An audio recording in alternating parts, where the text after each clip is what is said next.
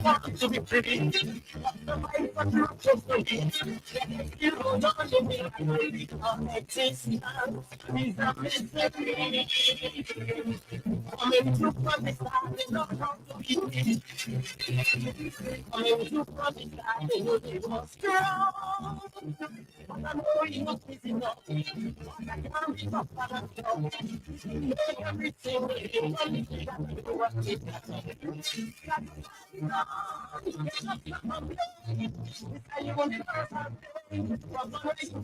every day in a living show. Never mind this way.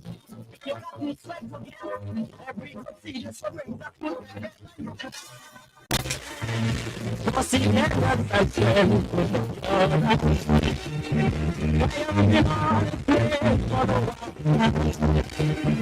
I need that shot.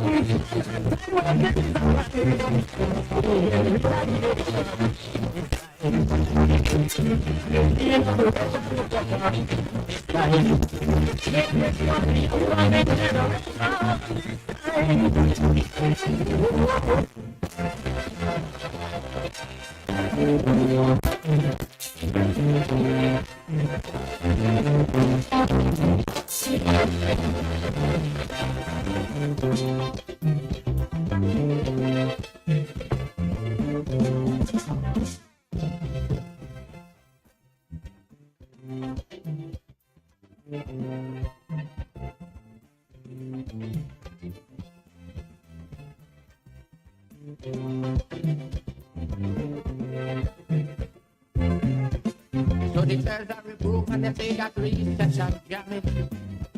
So the foreign countries screen start migrating. They lose faith in the country, they say we go under the drain. They say no more could we see happy times again. But the will to recover in my people like have confidence. Although many may seem to feel that I talking nonsense. But not every our team say we're not going to run. Because now is the time to show we patriotism. Stand this hour.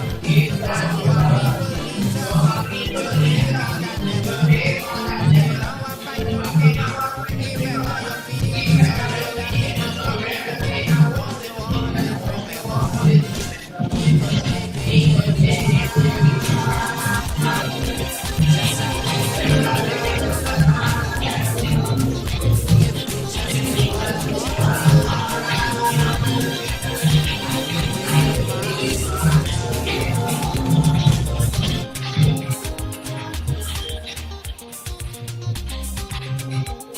Good night and welcome to NDP Night Talks. We are so happy to be here with you yet again. And of course, you know, at NDP Night Talks, we have a lot of discussion about all of the problems that Vince pensions are facing today. And we have an opportunity to hear from the candidate of the NDP just what their plan is to rectify a number of these issues. Tonight, I have no strangers to the program. They've been here with us before.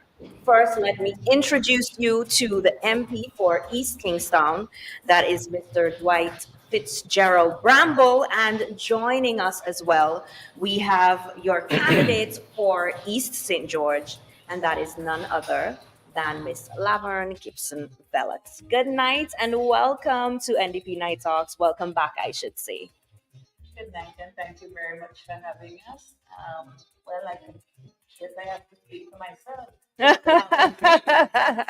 to be back here. This program is usually very interesting and informative, and it's always a pleasure to be here. Okay, and I know you want to say good night to the Good people night, as well. everyone. Thank you very much for having me back here once again. And I want to say good night to all the beautiful, wonderful, solid people from the constituency All right. of East Kingston and to all the viewers and listeners out there. Welcome, and we hope we can make this program palatable for you tonight. Of course. And you know, we have to do it. We have to do it. Let us extend belated birthday wishes, not just to St. Vincent and the Grenadines, but also to our MP Fitz. Belated birthday greetings to you. Did you enjoy your birthday?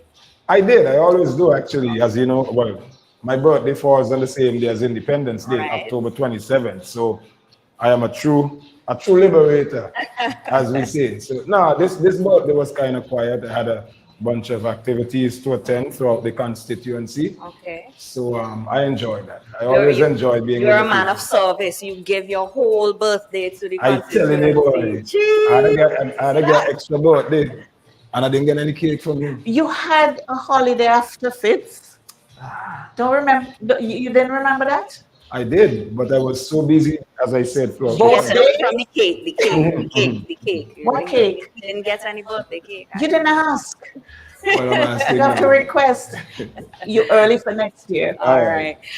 Okay, so I don't want us to waste any time. I want us to get straight into the issues, especially on the heels of our independence. Obviously, the Prime Minister, he would have made his speech at the celebrations in Victoria Park, and we heard a lot of things being promised to the Vincentian public, from allowances to scholarships. I mean, just everything under the sun. What are some of these announcements that you would say stood out to you most from his presentation at the independence celebrations? Fitz, Well, if I could start off, I mean, it wasn't any surprise that the Prime Minister came with all these quote unquote goodies. I was at the park. I try not to miss the parade, and the impression I got is that the interest of the crowd was really only aroused when we got to the point of announcing these goodies. But I was very disappointed, and as a matter of fact, not only disappointed, but somewhat shocked at the two things that stood out at me. One was this cost of living adjustment that he announced. He called it a cost of living allowance. That's not, it's a cost of living adjustment. In economics, it's basically a mechanism that is used to try to help people adjust to increasing cost of living. And one of the ways that you measure that, or one of the ways that you assess that particular mechanism, is by using, for example, your consumer price index, where you have your consumer price index is an average of goods in a particular basket, goods that people would use generally to get back to live on a daily basis, right? So, and it's the COLA, as it's called, COLA, cost of living adjustment, is usually negotiated in most times when you have collective bargaining agreements, or if you negotiate in salaries for a particular group of people or something like that. And you would structure it in such a way where that COLA clause in whatever agreement or salary negotiations you're engaged in, that would be, you negotiate it and you establish it in such a way where it brings relief to the beneficiaries relative to the increase in cost of living. Now, based on what the Prime Minister said, he said it's going to be for 3 months, from December to February next year, and they have targeted 3,000 means tested individuals. I don't know what the hell that means, but excuse my language. But if you're going to institute something like a COLA clause, you have to target some group of persons or some group of employees, whether it's the Public Service Union, whether you go through the Employers Federation and the Chamber of Commerce and you target certain private sector workers, what have you. But to just arbitrarily select 3,000 people, some of them may not even be working, then a COLA clause really becomes ineffective. So that to me, I would call it's just a handout to people, $175 a month. I know some people are going to say, well, it's better than nothing, but our nothing is so low that anything better than nothing is still not good. You understand what I'm saying? And it's really mind-boggling that the Prime Minister would come up with something like this, because my question now is going to be, what happens when February next year comes? Are you going to reevaluate? It's going to be a disaster. It is going to be a disaster because it's not properly thought out. It's not based on sound economic principles, and it's not based on our realities. And I know Sister Velox Well, but the thing about it is that the way I look at it, he's probably doing it in tranches, 3,000 now, and then at the end of the 3 months, we do another 3,000, because I cannot figure out the criteria that was used to determine who gets and who doesn't. What sector of the population, in terms of whether they're working or they're not working, and we don't know. I think at some point he's going to elaborate on it, so we could get a more fulsome. He's not going to, because Well, we hope. We can only hope. he has instilled a mindset in Vincentians that anything we give you, you should be thankful, and it's something good. Let me use an economic scenario that I use when I lecture economics about the whole issue of needs and wants, and being able to satisfy your needs and wants and so on. If you're starving for a protracted period of time, and somebody comes and they give you a dry biscuit, you're gonna think that person just came and saved your life. Yes. Even though that person was responsible for you starving in the first place. So it's a trick that they use to create a dependency syndrome, physically, literally, and mentally as well, to make you think that without us, you can't survive. Without us, you are no good. Nothing is happening for you, and we are the great savior sent from heaven to save Vincent. It's ludicrous. What would have been a better initiative is to reduce the VAT, which is what the New Democratic Party is proposing. We're saying that we will reduce the VAT from 16 to 13%. And as I said before, I think we can even go a little bit lower. But that's for another story, for another time. But the thing is, everybody pays VAT. Correct. Everybody, employers, employees, business people, consumers, everybody pays VAT. So if you create a positive impact by reducing the VAT, everybody is going to benefit. And furthermore, I would have also recommended, which is something that the New Democratic Party has been talking about, a reduction in the custom duties surcharge. The custom duties charge. Listen, I was speaking to a businessman the other day. He said to me, Bramble, if I bring in something here and I have to pay 40% freight or whatever on it, and then I have to pay 16% VAT, that is 56%. And then another 6% in customs duties, that's 62%. And he was saying to me, I have no other choice but to pass this on to the consumers. So if you can ease up that customs service charge, those customs duties, because we import more than anything else, and that is why prices are so high. So if you can impact or create a downward pressure on the charges that you're putting on goods that are coming into the country, automatically you're going to ease the pressure on everybody, because most of our inflation is imported inflation. So the $175 that the Prime Minister is talking about as a core or cost of living allowance, it is not going to impact anything, nothing at all. No. And Ms. Velox, I don't know if you have anything to add. What stood out to you most from that presentation and all these, as Fitz said, goodies that were announced? I cannot call it a goodie, but I was a little disturbed by the way with that whole police payout for the World Cup thing. I cannot for the life of me see how it came into the goodies package offered on Independence Day, because it says payout of approximately $500,000 to the police will be effective shortly. What does that mean? How does it get in here? These people worked. They were promised payment. How does that come a goodie that you hand out at Independence?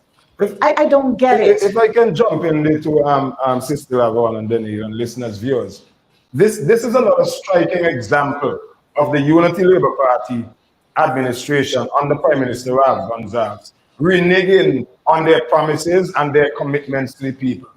The situation with the payment for police who work as security at the ICC World Cup, it's something that I was advised, and I've done my research. I was advised that the agreement was made even before World Cup games were played here. They made an agreement with the police that they're going to pay them X number of dollars and so on. And now he's coming and talking nonsense about, oh, the bill is too high and so on. Another thing that he talked about in his list of goodies in his independence address was starting a semi-professional football team. And I almost shouted out at this guy, stop it. I had to restrain myself, because first of all, no government is allowed to get involved in any kind of organized football at that level. FIFA just would not allow it. So that's a non-starter. But more importantly, now you're talking about starting a semi-professional football league when Vinci Heat just played some games out at the Arnisville Sporting Complex, where we spent how many millions of dollars recently to upgrade it for World Cup. And the Football Federation had to pay for the use of Arnisville playing field so the national football team could play up there. So what nonsense is the Prime Minister coming and talking about he's gonna start a semi-professional football team? I mean, but Fitz, I think this is a direct response to the NDP's new economy. We've been talking about sports and culture, and a lot of that came into the Prime Minister's speech and his goodies. But I think we should spend a little bit of time highlighting a lot of the broken promises that this Unity Labour Party administration has time and time again demonstrated. They just don't keep their promises. Just yesterday, for example, we passed a bill in Parliament that would allow public servants and other categories of persons to now be able to contest general elections. And if you lose, you can get back your job and all that sort of stuff.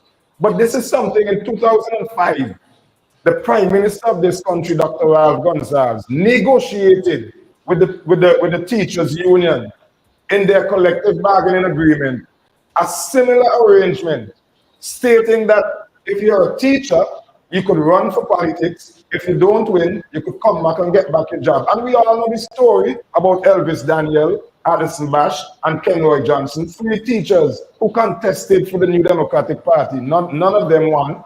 And up to this day, 19 years later, they have not been reinstated and they have not been compensated.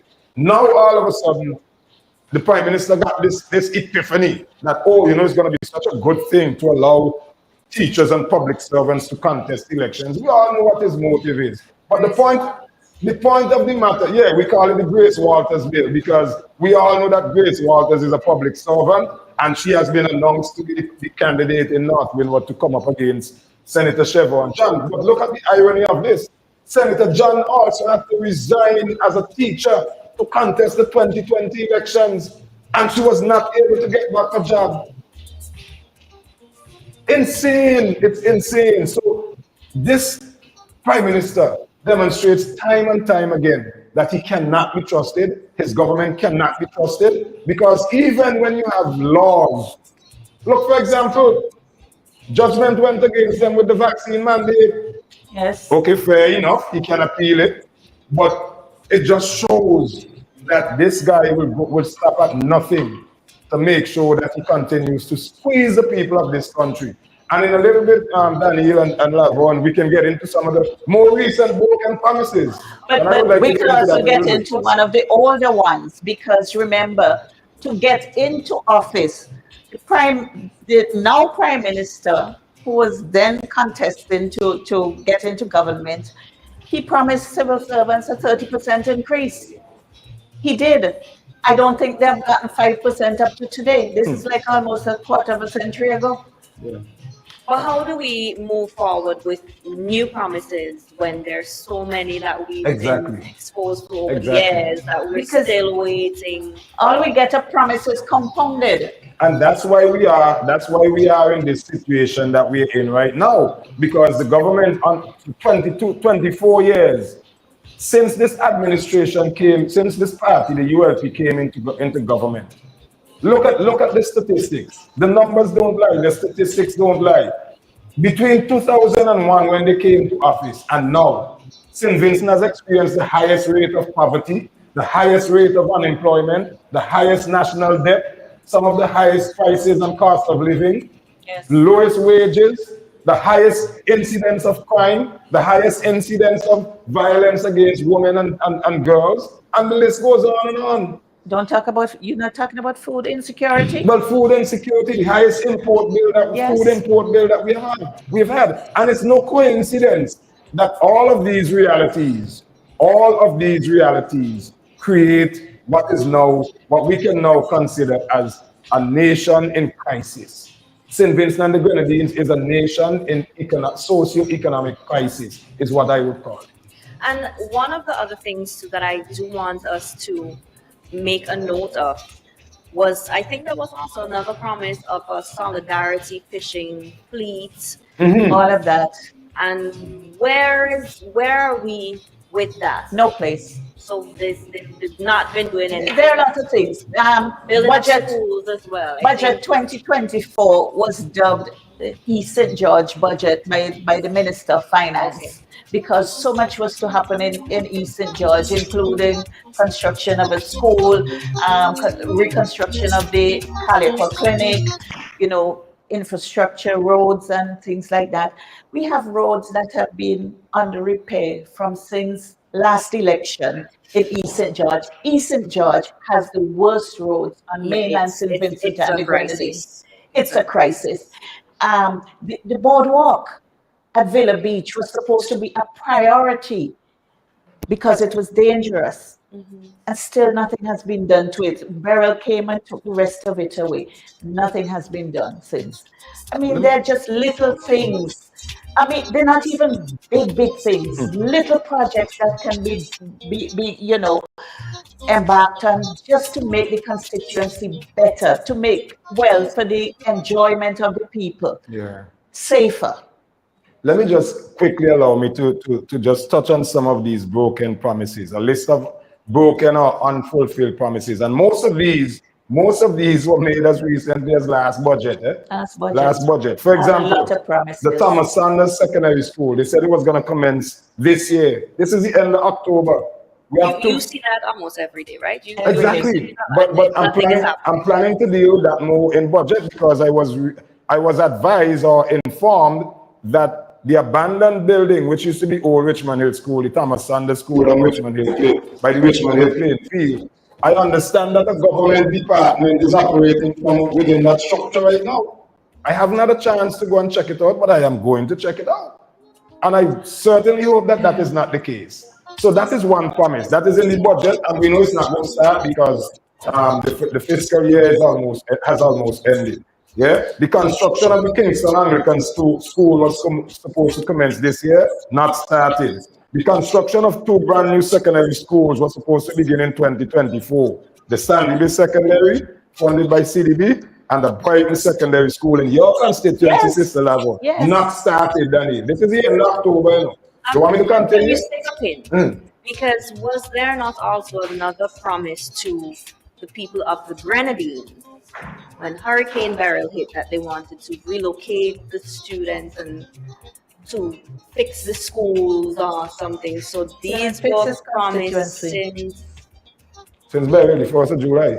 And they still want to take on more responsibilities on top of these ones that they still haven't started. Precisely, but you talked about the Solidarity Fishing Fleet project, which is supposed to spend $4.4 million this year. And that is to purchase and equip 4 modern tuna boats in the first instance, and to train fishers in the operation of those vessels and the business of commercial fishing.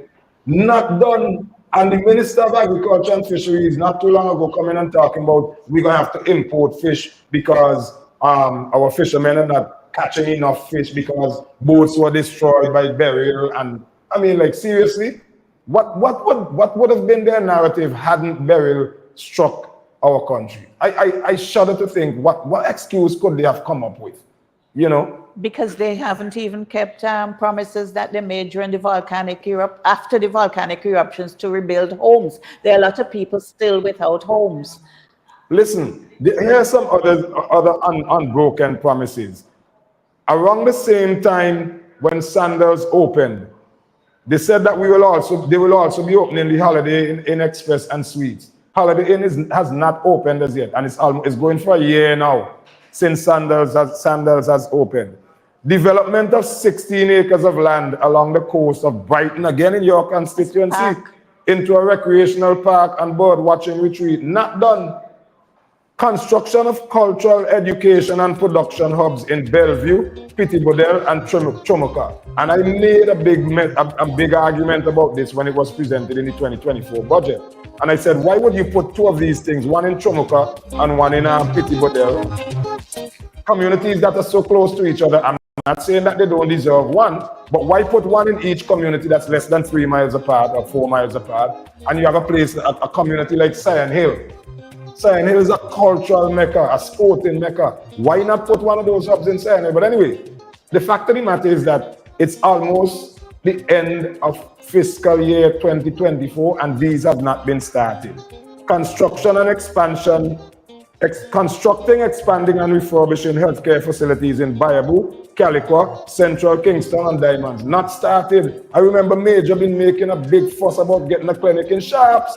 And when the Minister of Finance announced it in Budget 2024 earlier this year in January, it was like, yeah, Major, you're getting your clinic now. We almost in January a year later.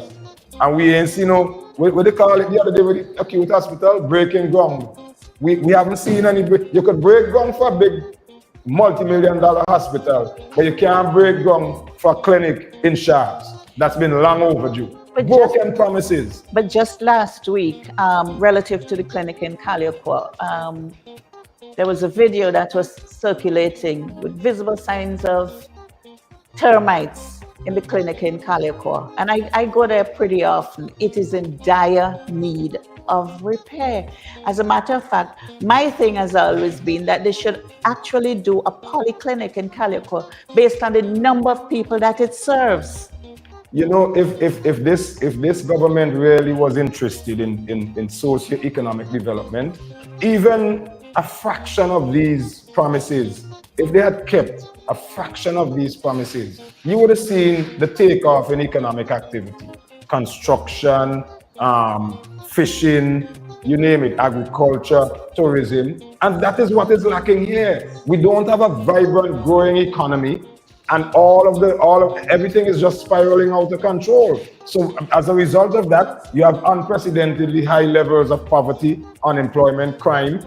I mean, our healthcare system is I don't even want to discuss that, quite frankly, at this point in time. But the point I'm making is that if you don't have economic activity that is going to drive development, because when you have meaningful, productive economic activity, you're creating jobs, you're putting money in people's pockets, you know, your institutions are strengthened, you become more competitive with your neighbors. And that is what the New Democratic Party is saying we will do. The 4 pillars of development, agriculture, tourism, the blue economy, fisheries. Look, do you understand? Do you realize? And I didn't even, the impact and the extent of this didn't really hit me until the other day I was doing some research. St. Vincent and the Grenadines is about 340 square kilometers in land space. St. Vincent and the Grenadines, right? But our marine space, our sea space is over 34,000 square kilometers. So we have so much more sea than land. Fishing ground. A lot of fishing ground, a lot of scope for tourism. When I talked about developing a water park down in Sion Hill, everybody scoffed at it, but it's coming. It's coming. You better believe it's coming. Well, we will see who have the last laugh. But the point is, the New Democratic Party would have to take the responsibility to get this country on the socio-economic path of development where our people can feel that it's worth being a Vincentian. I was hoping that we would place more emphasis on the buildings that are being left to rot. Yeah. The clinics, the schools, and the police stations. Yeah. That tells its own story. It tells a story of a government that just does not care about the people of St. Vincent and the Grenadines. They don't. The children going to the schools, they are our future. The policemen are there to serve and protect. The nurses are to care for us, the doctors, the clinics. I mean... I was in Rockies on Sunday, hanging out with some fellas at a shop up there. Young fellas, about at least a dozen of them. And I engaged them. I said, well, what would you like for me to do as your representative when we get in government?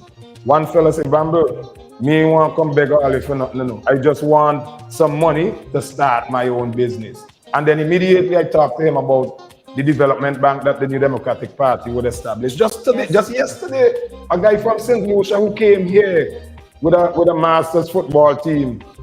I was talking to him, and when he found out I was a parliamentary rep, and he was asking me, well, what mechanism do you guys have in place to make funds available for young people to start up a business? And I told him none. And he referred to the mechanism in St. Lucia with their development bank and so on. And I told him that is one of our flagship initiatives. The New Democratic Party will establish the development bank to make funding and resources available for young people to start businesses. But twinned with that would be the innovation hub, where Exactly. they can take their ideas to, so that they can have them properly developed, Yeah. so they could become viable businesses. Exactly. You know, I'll tell you this. The New Democratic Party has a track record.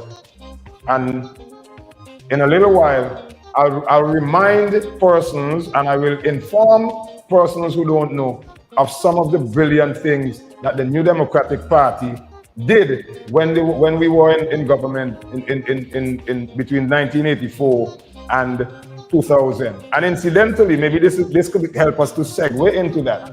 When the New Democratic Party took the reins of government in 1984, our national debt was just about $500 million. Just a little bit around $500 million. Our national debt right now, and I still question those figures, our national debt right now is close to $2.5 billion. And growing. Which is 5 times the level that they met in 2001 when they took office. And really and truly, if you really look around and you do an honest, objective analysis of the returns on those investments which were made with borrowed money, we're not looking good. We're not looking good at all. Of course, we're having a very passionate discussion tonight, as always here on NDP Night Talks. We're going to take a quick break. We want to try to get in some of your comments and some participation from you. So make sure that you stick around. I think we're going to take in a little bit of time. You ever went on Those times back in the day when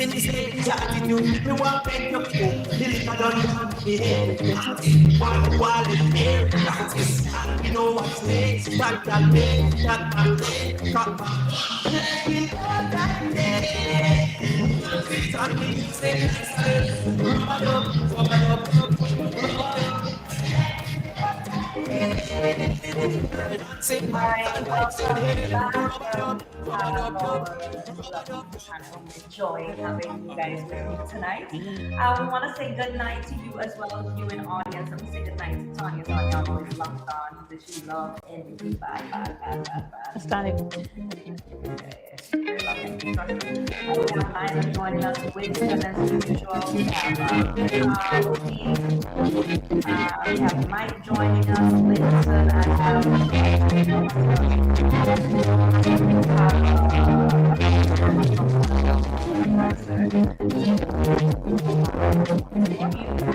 someone on our right is asking you to tell us what you do. Okay, the thing about it is that Eastern George is a really diverse constituency. There's a lot in Eastern George. We have tourism, we have fishing, we have, most of the restaurants, well, that's part of tourism, concentrated in there. We have that new adrenaline,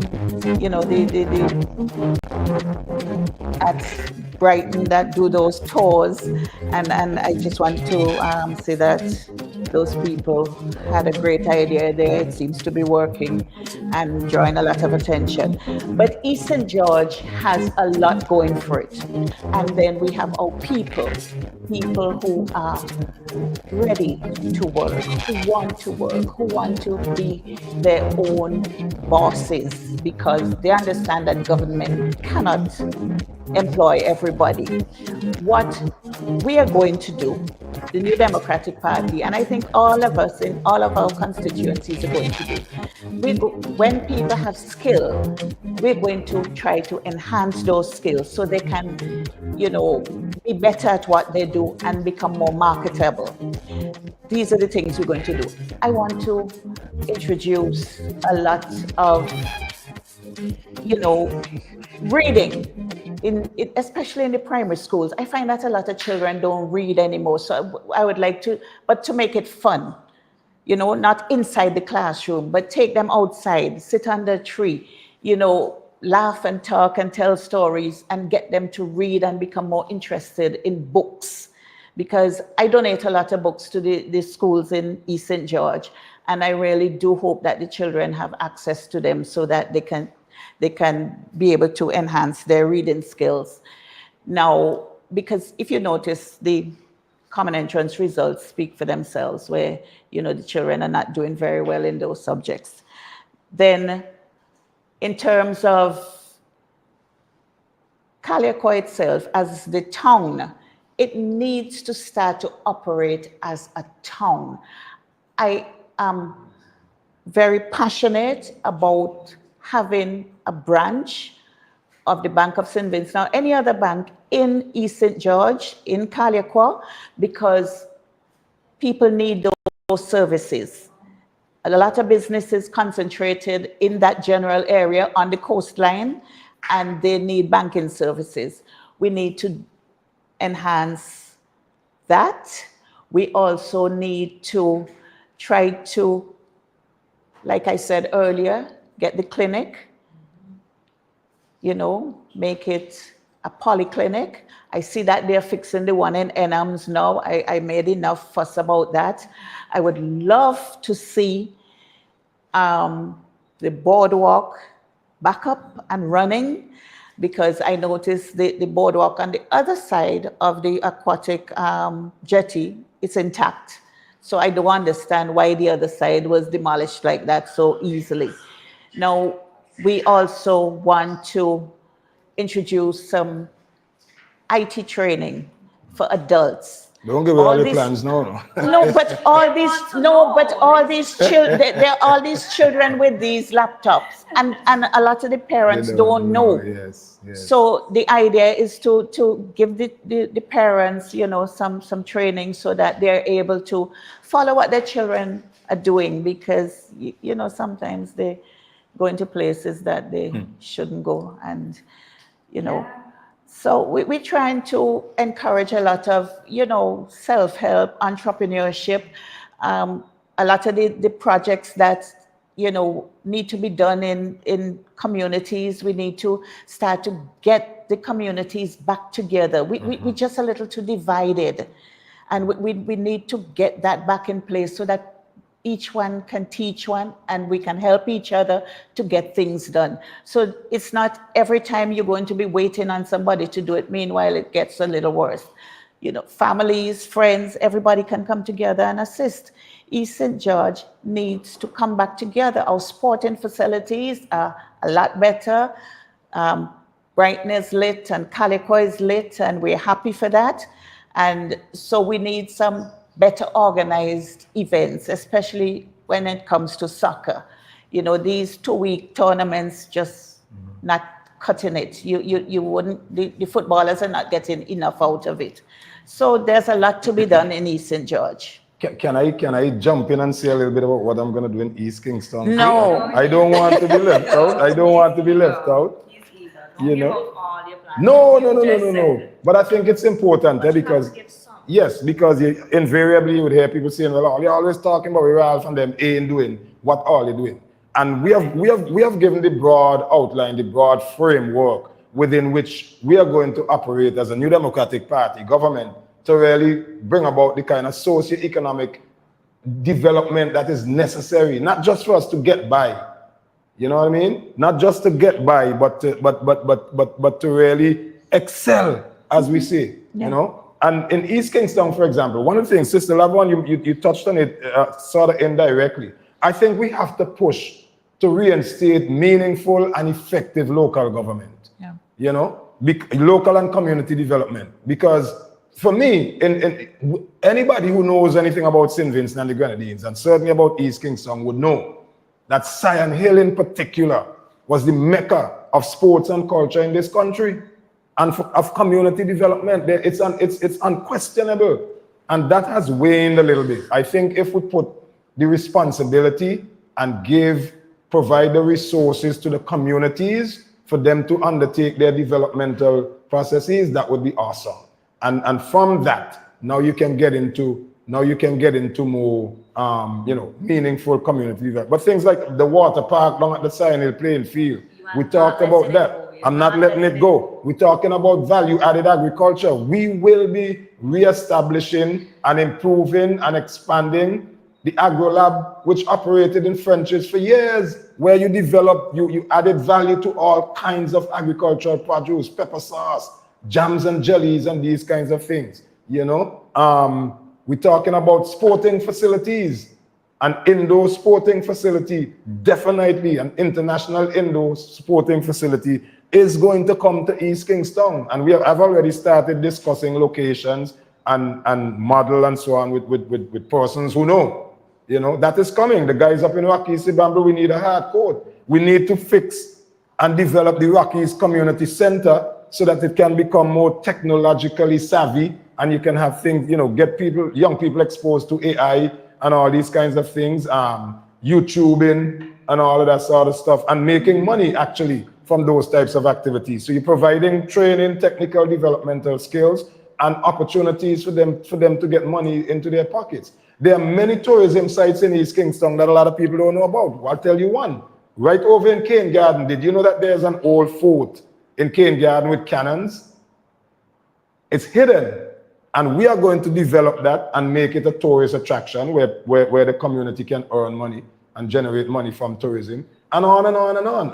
As you said, I won't go on, but I just want to quickly, Daniel. I know we stretch. Yeah, we are wrapping up shortly. I know we stretch for time, and maybe I can use this as my wrapping up, because the New Democratic Party, unlike the Unity Labour Party, we have kept our promises.